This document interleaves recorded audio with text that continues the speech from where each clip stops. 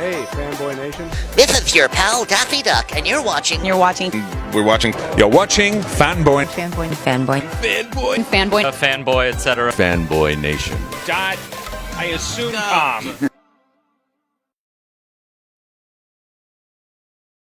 This woman went from telling you to take your shoes off to kicking up her feet all across various animation projects.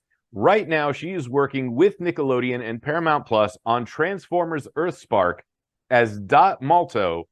Benni Latham, how are you today? I am well. Thank you so much for having me, Fanboy Nation. Listen, I'm thrilled to talk to you.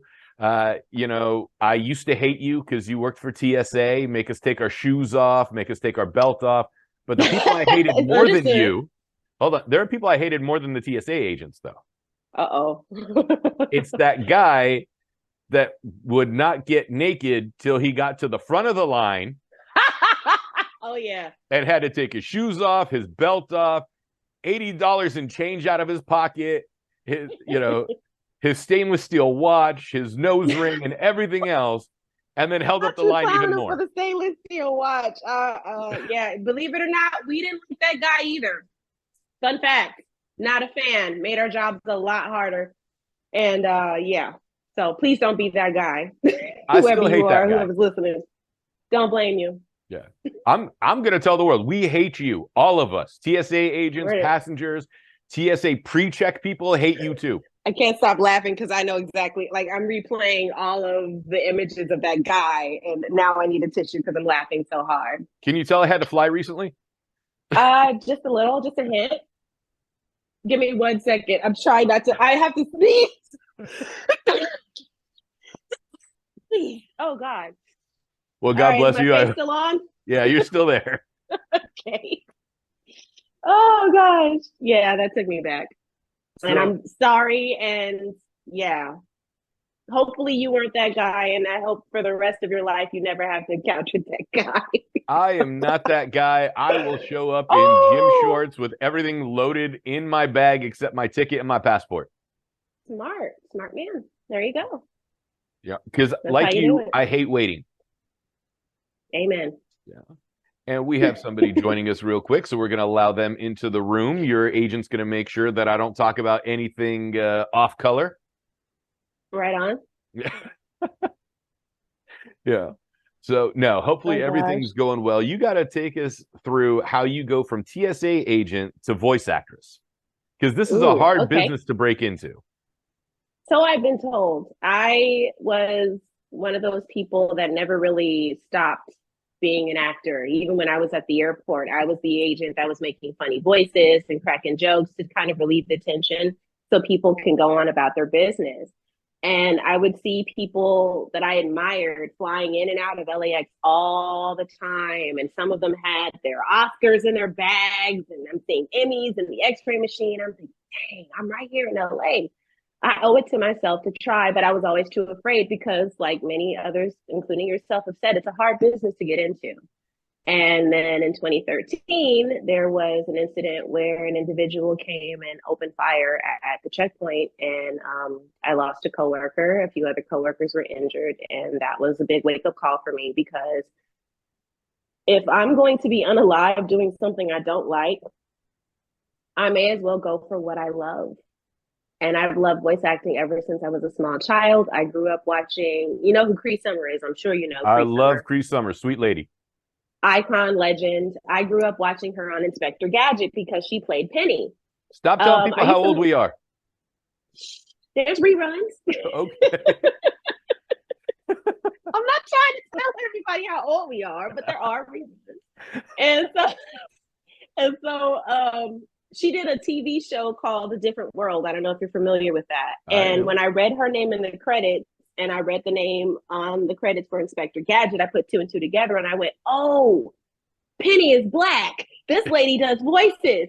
I can do voices when I grow up. And I kept that dream in my head the whole time. But the real switch for me to, just go all in, 10 toes down, was 2013 at LAX. I was scheduled to work I still went to work that day. And yeah, it was a tough day. And that's because people don't get naked at the airport when they're supposed to. No, I'm making light of it. God forgive me, because we did lose somebody that day. So, my condolences to their family. But we do have to make a little light of it because it is a very heavy topic. It is. And, if I'm sorry that it took something so drastic for me to bet on myself, but I'm thankful that I took that blessing out of that situation and turned it into something that changed my life. Voice acting is a very interesting industry because what you train for and what comes your way are two totally different worlds. Like True. everything that I trained for was animation wise, right? And everything that's come my way has been public address announcement and ring announcing. I know the feeling. Yeah. You're talking to the voice of Cedars-Sinai Hospital. Yes. I've done some voiceover commercial work, so I get it. I sound like a very warm hug, I've been told. Yeah, well, I sound like everybody's high school bully. Hey, there's money in that. Don't sleep on bully. Everybody loves a good bully. This is true. Tennis. Yeah. Well, some of the advice I've given people, so someone had told me, and this is, privately, that they had, been touched inappropriately at an audition once. And I said, "Oh, did you grab them by the head?" Yeah. And it was a male voice actor. And I was just like, "Oh, did you just grab him by the head and slam it into the wall a couple of times?" And he looked at me like I was the crazy person. And I'm like, I don't think we're in the same boat, pal, because like I came from combat sports and you came from improv. This isn't one of those yes and things to go along with. Not one of the yes and things. Hey, it can be a very toxic environment. It can be very challenging. And so for me, what's been my North Star is remembering that 8-year-old kid watching cartoons. If I'm doing something that will make that little 8-year-old kid smile or giggle, then I feel like I'm on the right path. So is the dream at this point to co-star with Cree on something? Honestly, if I just met the woman and shook her hand and said thank you, that would be enough. But you know what? You just opened up the universe for a whole other possibility. So yes, my new dream is to co-star with something on Cree Summer. I don't care if I'm a talking tree, a singing toenail, honey. I will be. Please don't be a singing toenail. Still watch that movie. I don't know what that says about me, but I'd watch that movie. It has a story to tell. Depending on who your co-star is, yeah. If it's an Osmosis Jones situation, I mean, singing nails might be lit. All right, I'll give you that one. They reboot Earthworm Jim or something. There you go. See, now you're speaking my language, brother. Yes, and. Yeah. And see, here's the thing. You haven't worked with like some softball people either. I mean, you've worked with Dietrich Bader. You've worked with, amazing. Ant Ward, who's an incredible producer. I think the first time I got to talk to him was Teenage Mutant Ninja Turtles. Rise. Yep. Yeah. So, fourth project, and out the gate, you're already working with like some of the heavies. For that, I am deeply and profoundly grateful. If someone told me at the checkpoint that I'd be here, I'd laugh in their face and make them take their shoes off. Right. It'd be one of those scenes from Soul Plane. I get it. Well, no, I wasn't that bold. I had coworkers that were, though. Ooh, child. And I hope they never see this. That's the only tie-in I could make to being a TSA worker in entertainment at this point is Soul Plane. I don't blame you. It's an iconic movie, but I don't know if it's iconic for the right reason. Soul Plane, amen. Snoop Dogg as the captain. What's the weather like, Snoop? Oh, for drizzle. Yeah, why not? So, what was it like for your mom to finally sit there and you go, listen, something bad happened at the airport. I'm going to go become an actor and like give up insurance, give up a guaranteed paycheck, etc. My mom was super supportive because she knew that this is something that I'd wanted ever since I was a little girl. She was the one turning on the TV so I could watch Inspector Gadget. My father, on the other hand, was not as encouraging.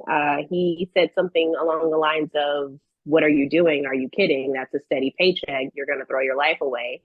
And I said, game on. And I gave myself 2 years. And then the pandemic hit. So that was a fun time. And then during the pandemic was when I got the audition for Transformers. And we didn't know that it was Transformers. All the names were changed and everything was kind of secret coded. And so I got the audition and I read the character and I'm like, oh, I know this lady. I know this mom. I was raised by women like this. I have the military. Oh gosh, I can hear my grandparents in my ears right now. This is, I don't know what this will lead to, but if nothing else, I know this woman and I'm going to give this part my all. And that's just what I did. And yeah, here I am. And here you are with one of the biggest Dietrich franchises ever.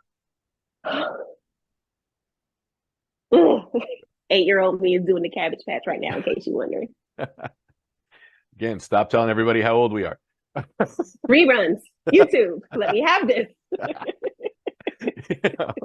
The Cabbage Patch and everything else. I can't Millie Rock for my life. Don't ask me to hit the whoa. I will hurt myself. Let me have my little happy Cabbage Patch, and all the little millennials and Gen Zs can laugh at me later. Y'all can have it. Listen, so long as you don't trip over your own feet doing the Roger Rabbit, we're okay. Oh Lord, the Roger. Okay, now you win. No, it's not. Cabbage Patches were first. I take it back.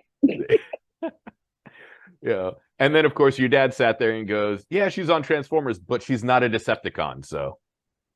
Oh, they wouldn't dare say that to my face. They would not dare express anything other than pure joy.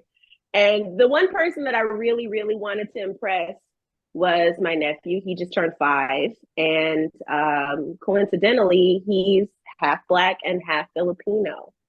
And in the show, my character is African American. She's married to a Filipino man, and they have mixed kids. So for me, I kind of like feel sort of cool that my nephew gets to grow up and this is his Transformers with kids that look like him and share his culture. It's incredible. So you're playing his mom in the animated universe, basically. A little bit, yeah. The only thing he really likes is when my character gets to fight or is on camera with Megatron, and then it's like, bam, you got him, TT. That's his name for me. And so, yeah, I'm cool when I'm fighting bad guys. Not as cool when I'm giving motherly wisdom, but he's into it, and that's what matters. And he's the right age range for it, because this is for the younger crowd. It's not, the Transformers that I'm going to put myself on blast with and grew up with, especially with, Optimus Prime dying in the first movie. We were all traumatized. We were all there. It was a cultural moment for us nerds. Here's the problem with that movie. That's my favorite Transformers movie of all time, by the way. But like, to really send the message home that he's dead, he had to fade to gray. Like, they had to drain all the color out of him. Oh gosh. I remember shrieking at the TV when I saw that. Shrieking and distraught. And my mom was like, what is wrong with you?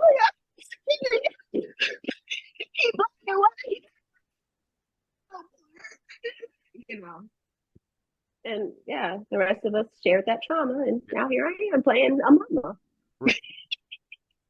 Yeah, in Transformers, which I still, and the Transformer fans have been incredible. They have embraced me so very wonderfully, and a lot of them are telling me that they see me as their mom, which is a huge, huge compliment, especially with certain characters that they identify with. One of them, chiefly among them, being Nightshade. And they love the relationship between Dot and Nightshade and what that means for other, parents who have non-binary children, non-binary kids and their parents, and that whole, I love that for us. I love that we are able to do that for, kids. That is an interesting character. A lot of people aren't familiar with the story of what's going on with Nightshade. And so it's working for this Transformers universe, and it's not heavy-handed in its messaging, which I think quite a few people would appreciate. Agreed.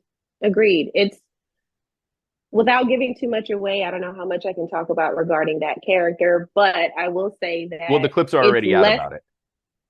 Fair. And I also don't want to upset the actor that plays this character, because it's such a wonderful character and they have an incredible story themselves. All I can say is that, yes, to your point, it isn't very heavy-handed. Yes, this individual has their own identity, but that's not the sum total of their personality. They're also very bright and inventive and kind of a Doc Brown, mad scientist kind of way. And they're freaking...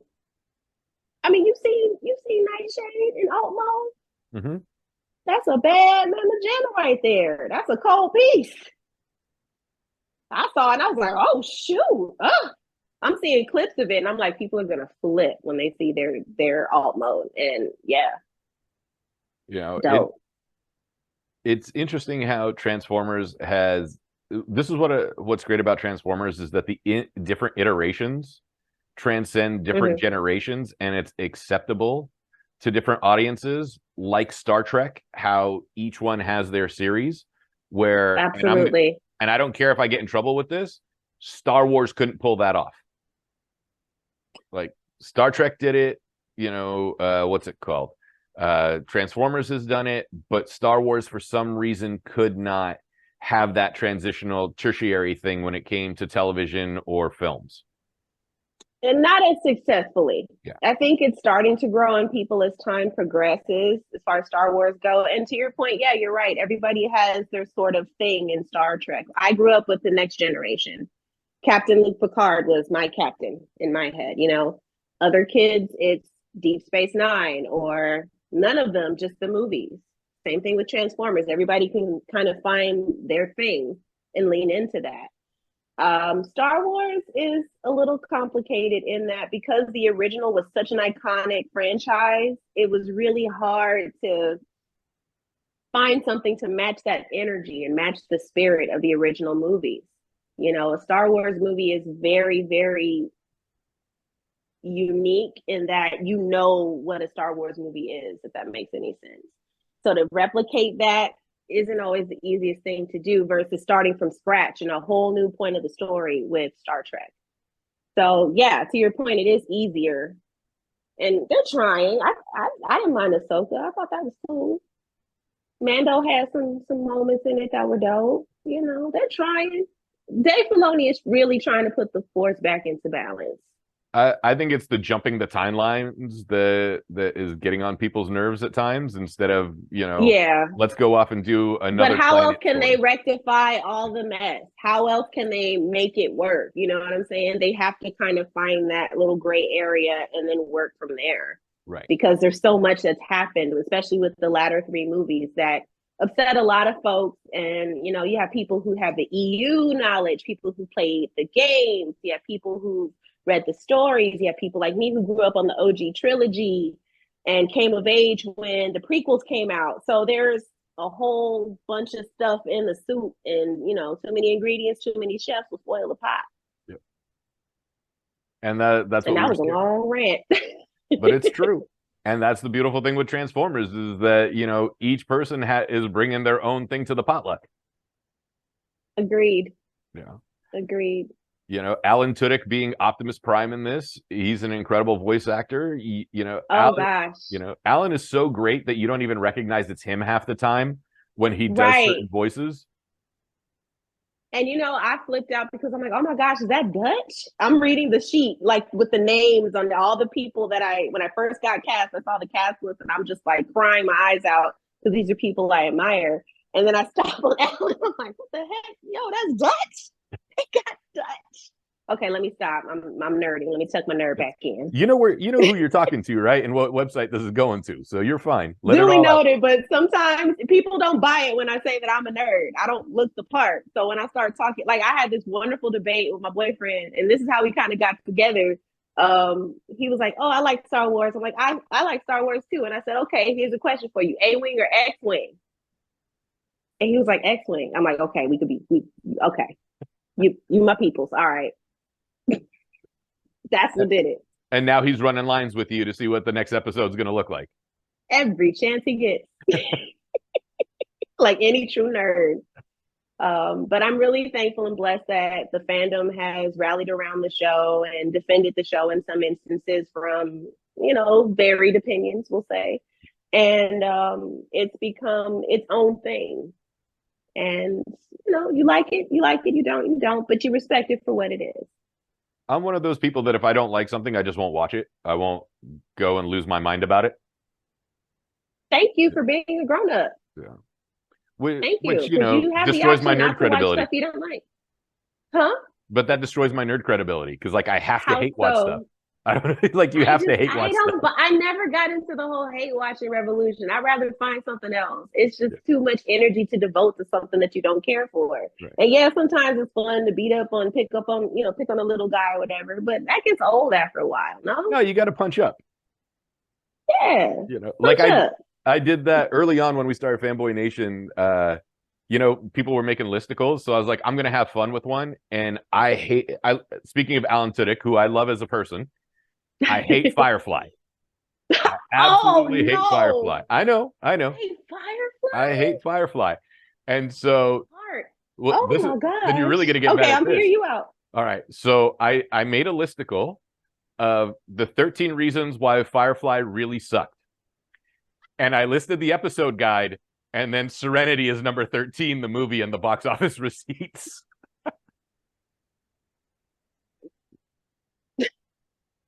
You can laugh. It's okay. You can laugh. I'm already fighting, trying not to because I cry when I laugh. Trying to keep it together. You can't interview the top of my head because I'm, laid out laughing. But oh wow, Serenity, he went there. I kind of respect you for that because that took some nerve. Thank you. Keeping it a buck. Thank you. Respect. I'm old now, so I'm a little lazier than that. I was like, I don't want to fight with people on the internet. But I thought it was funny. It is. I'm not gonna front, and I love Firefly. So, but I have a sense of humor about it. I get that not everybody's gonna like stuff. So if someone makes a lighthearted joke, yeah, if it's funny, it's funny. I'll laugh. But don't be mean. I don't like the mean spirited stuff. That's the part that is never comfortable or okay. You can make fun of Shatner's over the topness, but you don't have to get all gross with it. You know what I mean? There's levels. The man is 90 years old and went to space. I'm not making fun. I'm jealous. And he also had a gremlin on the plane. There's that. Yeah, that's a nice little throwback to the Twilight Zone. I've been binge watching it. It's October. You have to. It's the law. Yeah. So what cartoons or anime did you watch before you get into voice acting that started turning inside of you that was like, I gotta get in, I gotta get in, I gotta get in before everything hit with the TSA? Oh gosh. I watched a lot of different shows. I mean, I mentioned Inspector Gadget. I didn't mention. I watched a lot of Warner Brothers cartoons. The iconic Mel Blanc, who is now, the torch has been passed to Eric Bauza, who's an incredible voice actor, super nice guy. Watched a lot of Warner Brothers stuff. I grew up on Animaniacs, Tiny Toon Adventures, the Steven Spielberg era, where that humor was still kind of, vaudevillian in nature. I also watched Sailor Moon, who didn't, Dragon Ball, who didn't. I watched Tenchi Muyo, which is an interesting one. Basically anything that was on, what was that network block on Kids WB? Gracious. Toonami. Toonami. All the stuff that was popping in Toonami in the early 2000s, I watched a lot of that. But to get in character for Dot, I oddly enough, I watched military stuff. So Full Metal Jacket and Apocalypse Now. Little pinches of that here and there, and Major Payne, oddly enough. Damon Wayans has a really funny cadence, and this is not, that whole weird kind of, yeah. And I watched a little of that, and then just kind of interviewed my aunts because they have a certain way of talking. Dot has a little bit of a Southern accent in there, very light, because I'm a Southern girl in my heart, even though I was born and raised in California. So there's that. You mentioned Eric Bauza. I love Eric. Eric is the nicest guy, and he has a sense of humor. Because I reviewed the movie when they did the banana splits and they turned it into a horror movie, and Eric was the voice of all the banana splits. In the review at one point, I was like, "You see that little blonde kid? Eric Bauza spent 4 hours in the chair just to play that little blonde kid. You see that? You see that old lady in the corner? Eric Bauza just put on makeup just to play. Eric Bauza's everybody in this movie. Eric, he got a kick out of it though. He liked that. He thought it was funny. I mean, again, lighthearted humor. I'm sure he got the joke. And he's super duper nice. I met him I didn't meet him, but I know people that met him during SDCC and couldn't have been nicer. Listen, he is one of the greatest people you will ever get a chance to meet. I haven't complained about the new Tiny Toons to him yet because I didn't like that they made Babs and Buster twins instead of the Siblings. whole. Yeah, they're siblings. They're twins now. Yeah, I remember Babs and Buster. No relation. No relation. Right? Yeah. That was their little tag. Yeah. I'm So not mad at it. I'm gonna give it a chance and see where it goes. no, it's you cute, know? but that one line, they're like my twin. I was like, did the writers read the original or watch the original? To be fair, it's giving a little bit of the what's the one with Dipper and Mabel? You know what I'm Oh, talking about? yeah, I know what It's you're talking about. Gravity Falls. Yes. It's giving a little Gravity Falls and making them siblings and letting them get into hijinks and hilarity, but it's the hot new flavor for the minute. I'm just gonna say it's a different universe, and in this universe, they're siblings. That works too. Yeah. Not mad at that. You know, anytime something like is different, like I love DC, and speaking of Warner Brothers, and when they sit there and like something in one of the animated TV shows or movies isn't like the comics, I was like, that's just Earth 13, whatever. It's a different universe, and leave it at that. That's actually a smart way to look at it. That allows you a little bit of cognitive dissonance. Right, and it doesn't let me go into full nerd rage of like in issue 271 of Man of Steel. Like I can't, I'm not going to do that. Can't say I blame you. Although I will say the DC animated films are incredible. Well, if you know anybody casting for Simon Baz, let me know because I want to be Simon Baz. Shoot, I'm trying to be Amanda Waller. You can be Amanda Waller. I want to be. Listen, you want to be a black person. I want to be a Lebanese person. I'm Lebanese. I want to be the Lebanese Green Lantern. Damn it. As you should. As we should. Yeah, that's the one I want to fight for. Yeah. Put somebody in a fight scene and put me ring announcer too, because I'm really good at that as well. I just want to be able to boss people around and be a baddie while I do it. That or Bumblebee. Wouldn't be mad at voicing Bumblebee in a totally different franchise just for the irony alone. Bumblebee, but then RC again, is a possibility too. And now RC is spoken for by another very talented voice actress, Martha Marion, I believe is her name. I met her, super kind. Not gonna take another sister's job. Well, again, we said a different franchise. We didn't say this particular one. Touche. Yeah. Never mind. Yes. Yeah. But it's great you're giving her a shout out, and to do the same, we'll give it to the original voice of RC, Sue Blue. Who's an incredible producer, director, voice actress, the legend, everything else she does. Yes, Sue Blue is one of one. And I would love, and I threw this out there at Transformer Con, I would love to voice, if they ever did like a gender swap of Jazz, I would love to voice Jazz. That would be super fun to do a female Jazz. Or call her something else. Call her Serenade or Harmony or Melody, whatever. But I would love to voice that type of character. We already have a character similar to that in Thrash, voiced by the iconic Zeno Robinson. I love him to pieces. That's my fake son. But Jazz was so freaking cool. Like, that would be Transformer gods, hear my prayer. I like how you use like Zeno Robinson's like my son and the guy's like 23. Let me have this. You can't be that young of a mom. Okay, you can't be that young of a mom. Let me have this. I think he's like my son. He plays my son on the show. Right. So let me have this. I'm trying to hide my age and you're not letting me. I'm trying to talk you up in the fact that like you couldn't have been like that 13-year-old mom. We don't want that backstory. Oh gosh. Well, technically, since he's a Terran, I didn't have to carry them for 9 months and be somebody's condo. You know what I mean? So I've never heard it referred to as be somebody's condo. Yeah, you're someone's condo for 9 months, and then when they leave, the place is a mess. Is that not how that works, or did I get it wrong? I would presume that sounds more like an Airbnb at that point. I'm giving it condo because the structure is solid. Okay, not some flimsy little Airbnb where they have hidden cameras disguised as teddy bears. No, this is a structure. Okay. I refer to myself as a condo. That's awesome. That's fantastic. Yeah, this is all full length format, by the way. So this is the fun part that people are going to get to have the fun to see your personality come out as a real live human being. Oh gosh, thank you. You're welcome, and I'm sorry, everybody. Yeah. Just wait till your dad sees it, and he was like, "Oh no." He knows. I rub it in his face every chance I get. I am that child. But oh yes, anybody? Oh well, sorry, that's Nickelodeon on the phone. Guess I better go get that. Better go back to that job you said I'd never get, because I'm humble. Did you just make him t-shirts? Are you getting him gear from your shows just to parade around No, in?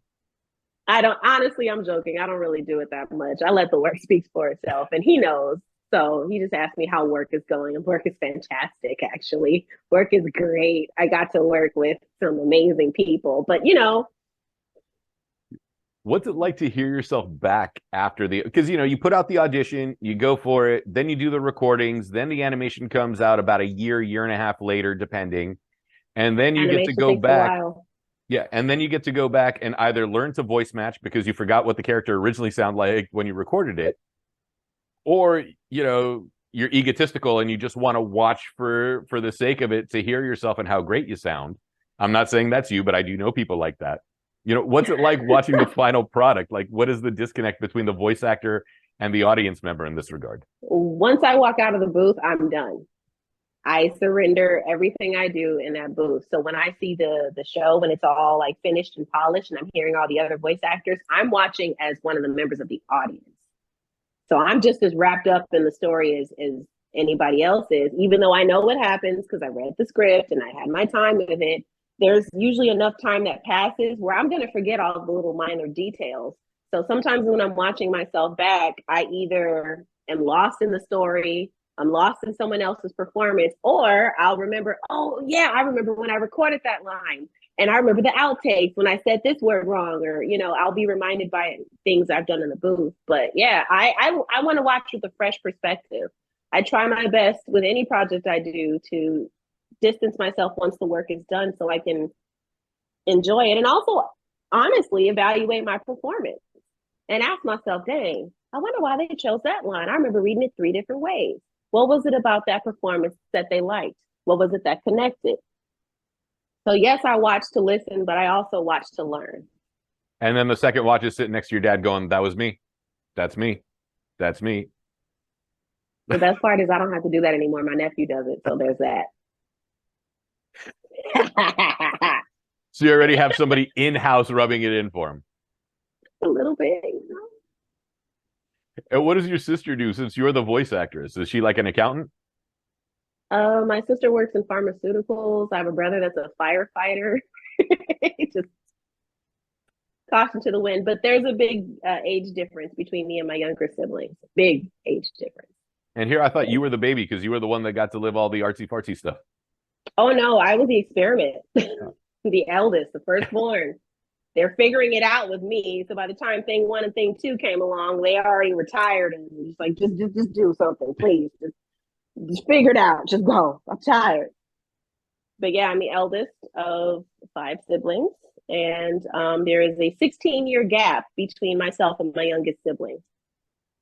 So you had to help raise the huge. youngest one. Oh, I got to watch from the sidelines and go ha ha ha.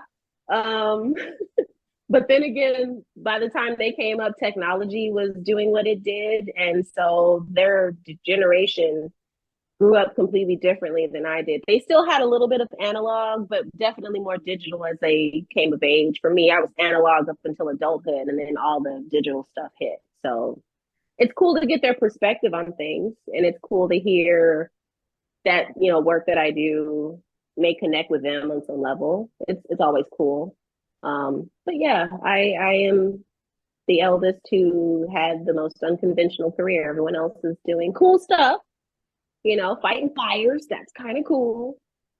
Saving the world It's a with little science. dangerous. That's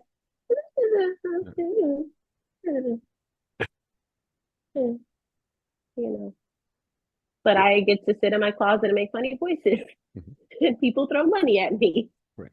And then you have to warn the neighbors that when you hear 6 people arguing with each other, it's just one person.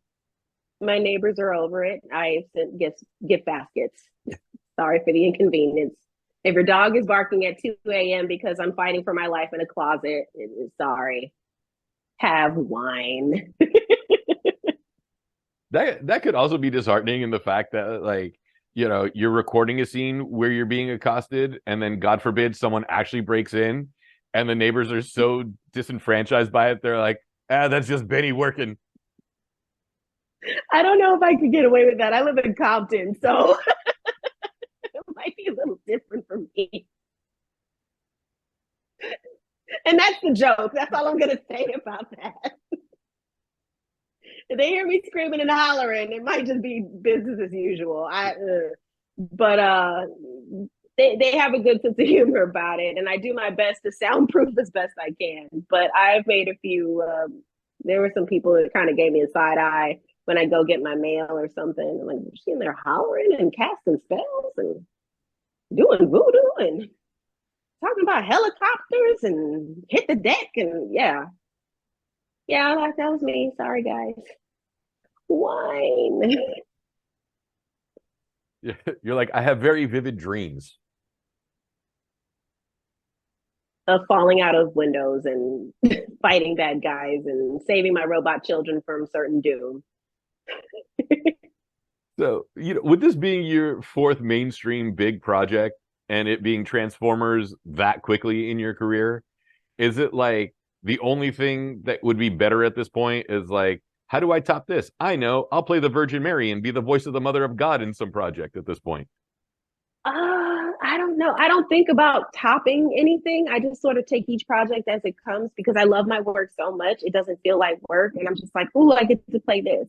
It's more about getting the opportunity to play all these different characters and have all these wonderful adventures than it is trying to top myself. At this level, being able to sustain myself is the win. Anything I do after that is just icing on the cake. Well, you're still baking the cake because you're doing some incredible stuff over there with Transformers. I am deeply and profoundly grateful that the cake didn't fall flat. And also there's Lackadaisy. I don't know if you're familiar with the Lackadaisy cats and all that fun kind of stuff. Speaking of other really big projects, yeah, that's an independent project that I'm very proud of. And I didn't expect the support from fans. I didn't expect to get fans off of this. I just thought the story was cool. So that doesn't. What is it like? That's what we do have to ask, though. What is it like now having a fan base? Humbling. Yeah. It's very humbling.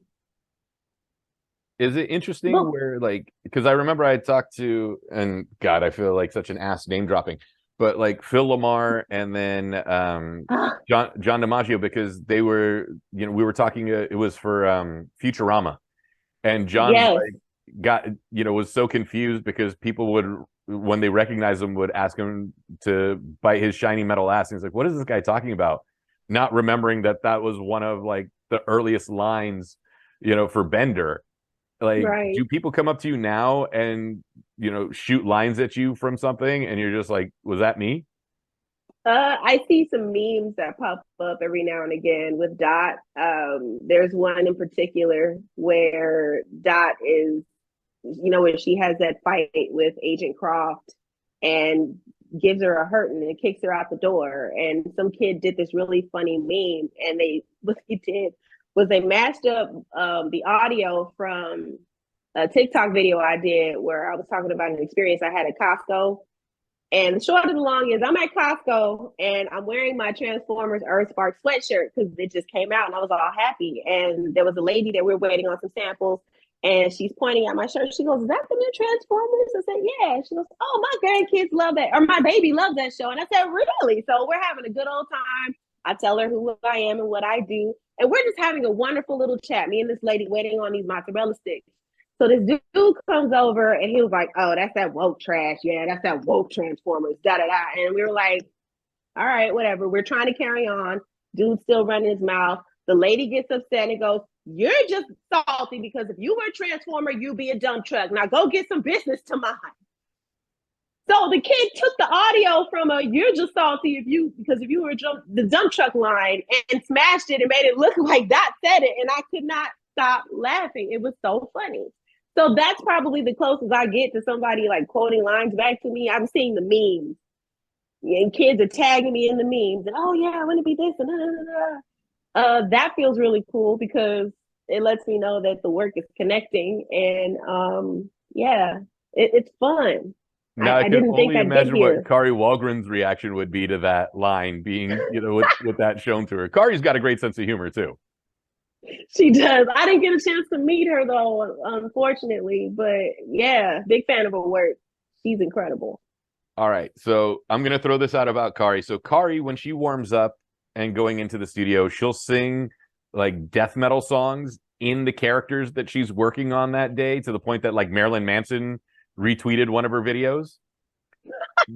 What songs are you singing to warm up your voice, before you get into the booth?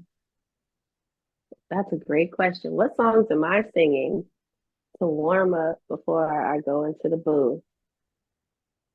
Uh, this is gonna sound funny, but one of the songs I listen to before I go to work is "Juice" by Lizzo. I don't sing it in character either. It just sounds like something Dot would listen to on the way to work. I have a playlist of that I listen to. I don't necessarily perform them as the character. I'll watch an episode and to get myself in the mind state to, vocally perform. But as far as like getting hyped up, it's Lizzo. I'm sorry, it's nothing cool like death metal. Listen, Lizzo's got her fan base. She She's in a does have little her trouble fan right now, base. but she's got her fan base. I mean, yeah. Yeah. Yeah. And you can Listen, quote me. jury's still out. We haven't gone to trial. I'm not going to say anything bad about her. Yeah, no, that's just a song that I kind of lean into because it's a reminder of where I've come from and where I am. I have the juice, so to speak, because I took a chance and bet on myself and won. So if there's nothing else, me going to work is already the win. Even the auditions are wins now because I wasn't doing this when, back in 2016. I was not doing this. And here I am. And I'm getting the opportunity to connect with people all over the world behind this stuff. That's beautiful. And you get to go to Transformers conventions and San Diego Comic-Con and all these great fun events. Oh, yes, my little nerd heart is palpitating. Did my first panel, cried after because I felt like such a big girl. Did a panel with Diedrich, who is super duper nice. Did a panel with John, who I adore. John and I have a little tiny piece of history. We used to perform in a musical together way back in the day on Theater Row here in West Hollywood. And so to see my old theater buddy playing my husband is just, oh. Yeah. I wanted to make mention. So the new term for black nerd is blurred. Blurred. I wish you guys would come up with something a little bit better, only because when I think blurred, like I don't see it right. You think blurry? Yeah. Past tense of blurry. On it. The jury's still out. Yeah. I was like, something a little bit better needs to come out of that than blurred, like past tense of being of blur. We're trying. The jury's still out. We of the blurred delegation understand that the name isn't as catchy as it could have been, but yeah, jury's still out. At least you guys have a delegation. We still don't have one. Middle Eastern people don't have a acronym or nickname for it. So not yet, but give it time. These babies are brilliant. Right. Yeah. These kids will come up with something. Give them time. Listen, the latest designation they gave us is SWANA, which is completely inaccurate, which is Southwest Asian North African. And I'm like, we're not Southwest Asian, we're all of West Asia. So like technically it should be WANA. I don't know where the Southwest came from instead of just the West, but it's better than some of the other stuff I've been called, so I'll take it. Yeah, okay. I'm thinking that's a heck of an acronym to remember, and that's like scuba or something. That's a lot. And a lot of people don't realize that scuba is an acronym. Right. They're just like, I don't know, it's the guy that invented the tank. Yeah, why not? Sure. All right, let us know what the scuba acronym stands for then. No, I'm kidding. Oh gosh, no, don't do that to me. I know something about submersion and something about underwater breathing apparatus. I got the UBA part. There you go. I think it's self-contained underwater breathing apparatus. See, you That knew it sounds before I right. did. That sounds close. I don't think that's completely right. Anybody else? Can y'all let me know? Because that sounds right, but I could be wrong. Someone put it in the comment section. Thank you, invisible commenting people. So as all of this is taking off for you, we're having fun. This is more of a conversation than an interview. That's the more important thing for me, because we want to see what your personality is like. And you are a very bubbly, happy person, especially having worked in TSA. I think the happiness comes from having left TSA more than anything. You tell no lies, brother. A lot of it is because of it's relief and again, that job served its purpose. It got me on my feet. It paid for the classes that I took to get good at this. But at the end of the day, yeah, that wasn't where I was meant to stay. It was just a rest stop on the way to my purpose. You don't have to wear polyester anymore. You don't have to wear those ugly shoes anymore. Only during Halloween when I want to scare folks. You show up as a TSA agent to Halloween parties? Give me your water. Ooh. Check. Yeah, like, I'm sorry you can't have fingernail clippers. In a separate container. Huh? I'm sorry you can't have fingernail clippers. You can. Fun fact, you can have fingernail clippers now. Oh. Go figure. And you know what's messed up? I was on vacation the day that they did the whole liquid ban thing, and then came back from vacation with that and got my stuff taken. So I had a tube of toothpaste thrown out because it was too big. And I was like, it's half empty. And they're like, sorry, the label says X amount of ounces and it's got to be less than that. I know, dude. It's not cool. It's raggedy right now. Traveling can still be fun. It's just with all the extra stuff you have to do, it can be a little stressful and a bit of a hassle, but make do. As long as they're not going above and beyond trying to be all they can be, because they couldn't be anything else.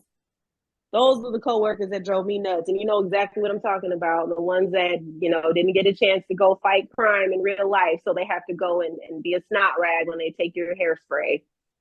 Yeah, we don't like those guys either. Fun fact. Those coworkers made our lives tragic. That's a word. Yes, tragic. We'll go with that. Tragic is a word. Thank you for not making one up in its place. Thank you for thanking me. Well, you did go to UC Berkeley, so I don't want to say anything untoward or inappropriate, but it is tragic that these people are out there trying to do their job. Most of them are just trying to do their job, but then you have a few sprinkled throughout that are just determined to get off on the power trip of it all, and it's not that kind of thing, man. Oh gosh. I used to crack jokes saying the only difference between me and you, ladies and gentlemen, is that I am actually paid to be here. So let's try to make this go as quickly as possible so you no longer have to listen to the sound of my voice. All right, please remove your shoes, jackets, belts, watches. Yeah, that was me. And would you like to play a TSA agent at some point in a film or animated version? I actually already did. I played a TSA agent in the commercial for Samsung. I didn't. And that was the first commercial I ever booked in my life. And I played a TSA agent. You're like, I've been preparing for this for 8 years. Oh, gosh. They couldn't believe it. They were like, you really worked there? I said, yeah. What airport? LAX. Oh, my God. I'm so sorry. LAX? Oh, they make it sound like I'm saying like a serious health issue or something. Yeah, I worked at LA. Oh, my gosh. LAX? Honey, are you okay? Blink twice if you need help, Oh, man. Well, since it's good place constantly to under construction. It is. Some of it's getting a little bit better. It's looking a little nicer. It's looking like a real airport now. And then by the time they're never going to come wing, close to Singapore. It'll be stuck again and under construction some more. Just about. They're going to do that monorail. I just pray it turns out better for them than it did in The Simpsons. No, please don't compare anything to The Simpsons. All that stuff comes out to be true. Monorail. So I do have to make mention. I do have to make mention, though, you are a Cal graduate or alumni. What Cal was State it? Dominguez. What's that? Cal State Dominguez. I'm sorry. One of the things I had said that you went to UC Berkeley. I did not. Well, let's correct that now with Cal State Dominguez Hills. So you stayed relatively close to home. It's like you have not left Compton. I did leave Compton for a little bit, but I ended up buying property out here not too long ago during the housing thingy, and have been back ever since. But no, I did not go to Berkeley. I'm very sorry that Well, that's I what you misread that. heard. We'll correct that with Cal State Dominguez Hills, which is a good school. Yeah. You're sweet, but thank you. Listen, it's not Berkeley, but it's You're a Cal sweet. State. You know, You're very sweet. Thank you. listen, don't make fun Dominguez of the has some education to good. help you prepare for this. Niecy Nash went to Dominguez Hills. See, She you're in has an good company. incredible career. Indeed. Although I think you're taller than Nisi. I might be. I worked with her mom. Oh, Her mom okay. used to be my manager at LAX airport. Isn't that weird? Everybody knows everybody. It comes full circle. Indeed, it does. Yeah. Now since you're working for Nickelodeon, all you got to do is make a trip to the Kids Choice Awards and get slimed. It's been my dream. I have been to the recording studio in Burbank, and it is incredible. And I met Squidward on my way out of my first session there. No kidding. Roger Bumpus was in the hallway, and he's like, "Oh, sorry." I'm like, "Oh, sorry." Hey, you do a thing. I do a thing. Can I take a picture? You don't have to say anything. I just want to take a picture. We took a picture in front of the Squidward statue that they have on the property. So that's a cool memory for my first session. See, that's an incredible first memory session, is that you're hanging out with Squidward in front of Squidward. Could not make it up if I tried. It was awesome to have that moment. And it, again, 8-year-old me, Cabbage Patch. When I first went to visit the Nickelodeon studios, I was just like, all right, so are we ever going to revitalize You Can't Do That on Television? And half the people that work at Nickelodeon looked at me like, I have no idea what you're talking about. And I'm like, man, I'm old. If like the studio that aired the show, the executives there have no idea what I'm talking about. A few of us do. Yeah. It was a heck of a time. You really had to be there to appreciate the brilliance that was. You can't do that on television. That was many of us, our first exposure to sketch comedy. Mm-hmm. And it was performed by kids, yeah, which made it that much more accessible and funny. And a lot of the show topics were, teen and tween related, high school bully and failing out of class or the big dance, that whole thing. It was, yeah. And Alanis Morissette, a young Alanis Morissette was on that show, if I'm not mistaken. She was like 13 or 14 at the time. Dang. Yeah. Wow. I did find out why they haven't revitalized it, though. So the Canadian company that produced it is the one that still owns the rights. So that's why Nickelodeon can't re-air the old ones or produce new ones. Oh, so they can't even re-air the OG ones? Oh, that's... Only season 1 on Paramount Plus. Oh, wow. So you can watch season 1 or You Can't Do That on television, and Transformers EarthSpark, both on Paramount Plus. So now you got your You Can't Do That on television tie-in with it. I'm not mad at that. That's kind of a cool little transitional, yeah.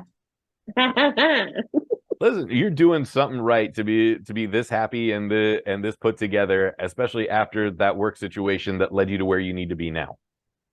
They're very kind to say that. Thank you. But a lot of people took a chance on me, and a lot of people helped me on my journey. And this wasn't just a one-person thing. And the team at Nickelodeon really took a chance on an unknown kid, and here I am. So, yeah, as grateful as I am to be here, I'm grateful to the folks that bet on me, because I was an unknown. Yeah. And here you are getting to be known. Getting to be known. It's kind of nice to be on this side. Yeah, that's another thing. What's it like going from, having attended a convention as a fan to now being a guest at a convention? You're going to laugh, but when I was a kid and I found out that SDCC was a thing, and my nerd friends would go every year, it was their pilgrimage. And they invited me one year, and I said no. And they were like, why? And I said, well, I can't go to a convention until I'm on a panel. And they're like, oh, okay. She'll get it together. So for the next couple of years, they would invite me and I would say no. They would invite me and I would say no. And I said, I refuse to go unless I'm on a panel. So my first time going to SDCC, this year, and I went on a panel. So I got to fulfill that promise to 13-year-old me. And now they're doing the Cabbage Patch dance because it meant a lot to see that moment manifest in real time. And it's And just were a they at your reminder panel? that my cousins were at my panel. Yes, Okay. they were. They better they be were so after all this proud. time. It was never mean spirited. It was never like, it was like, are you going to go? Oh, you're going to miss it. There's all these things. I know. Just tell me about it after, but I can't go, man. I can't. But they were there at my very first panel. And yeah, that full circle moment. There's nothing like it.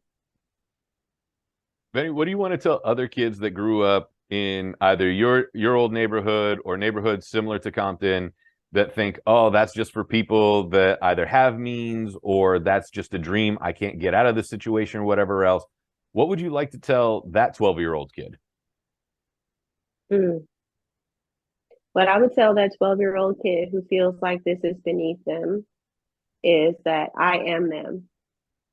And that if it's in your heart to do whatever it is, whether it's voice acting, on camera act, whatever dream that you have, research it, study, educate yourself on it, take classes. You know what I'm saying? Do some stuff for free. I did a lot of plays and things for free. I did a lot of performances for free, because if you can do it for free and still get joy, money won't be a problem. It'll find you.